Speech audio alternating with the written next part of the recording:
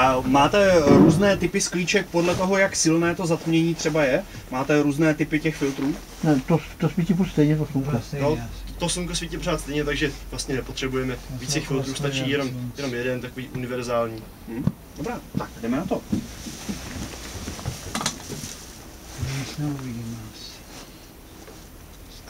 Naklapneme filtr.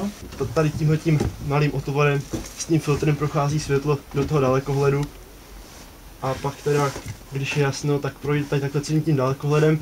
Je to takový trošku složitější dalekohled, není to takový obyčejný, jako znáte třeba z triedru, že je tam tady na začátku čočka a to světlo se láme a pokračuje až na konec. Tohoto je dalekohled zrcadlový, takže není v něm žádná prostě čočka, až teda dáme nakonec na okulár.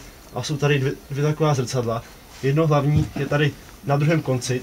Na jednom konci vstupuje světlo, tady na druhém se odráží, jde zase zpátky tím tubusem, až někam tady sem do téhleté části, skoro na začátku toho dalekohledu, kde zase další zrcadlo a to světlo zase odrazí zpátky tímto směrem, což znamená na opačnou stranu, než odkud to světlo stoupilo. Když se dostane přesně na druhou stranu, se skládali nad sebe, takhle po celém oblouku po obloze, tak by se vám tam vešel vlastně 360 krát od jednoho obzoru ke druhému. Ale je prostě taková šťastná náhoda pro nás, že zrovna tolikrát, kolik je větší do slunce, je zhruba k nám měsíc blíž.